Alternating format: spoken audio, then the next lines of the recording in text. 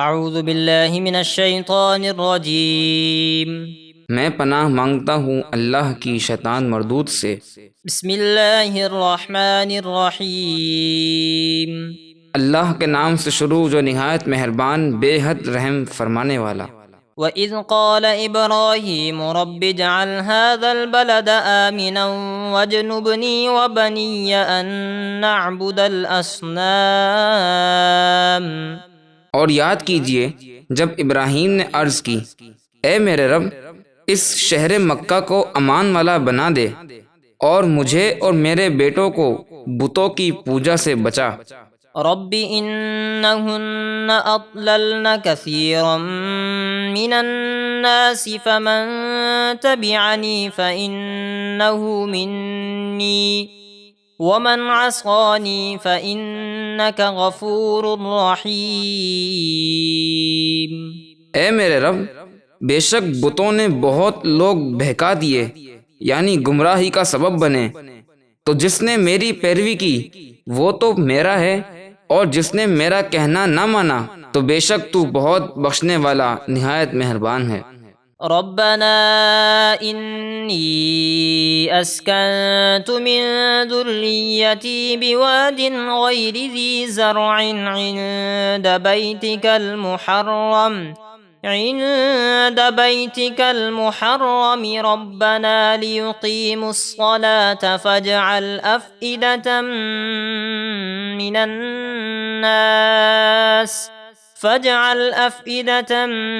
الناس تهوي إليهم وارزقهم من الثمرات لعلهم يشكرون۔ اے ہمارے رب میں نے اپنی اولاد یعنی اسماعیل کو تیرے حرمت والے گھر کے پاس ایک ایسی وادی میں بسایا ہے جس میں کھیتی نہیں ہوتی، اے ہمارے رب تاکہ وہ خانہ کعبہ کے پاس نماز قائم رکھیں تو کچھ لوگوں کے دل تو ان کی طرف مائل کر دے، اور انہیں کھانے کے لیے کچھ پھل عطا فرما تاکہ وہ شکر ادا کریں۔ ربنا انك تعلم ما نخفي وما نعلن وما يخفى على الله من شيء في الارض ولا في السماء۔ اے ہمارے رب بے شک تو جانتا ہے جو کچھ ہم چھپاتے ہیں اور جو کچھ ہم ظاہر کرتے ہیں، اور زمین اور آسمان میں کوئی چیز اللہ سے پوشیدہ نہیں۔ الحمد للہ الذی وہب لی علی الکبر اسماعیل و اسحاق ان ربی لسمیع الدعاء۔ ابراہیم نے عرض کی، اللہ کا بے حساب شکر ہے جس نے مجھے بڑھاپے میں اسماعیل اور اسحاق جیسے بیٹے عطا کیے، بے شک میرا رب ضرور دعا سننے والا ہے۔ رب اجعلنی مقیم الصلاة ومن ذریتی ربنا وتقبل دعاء۔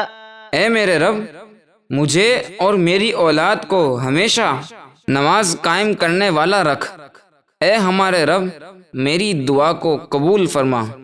ربنا اغفر لی ولوالدی وللمؤمنین یوم یقوم الحساب۔ اے ہمارے رب جس دن حساب قائم ہوگا مجھے اور میرے والدین کو اور سب مسلمانوں کو بخش دے۔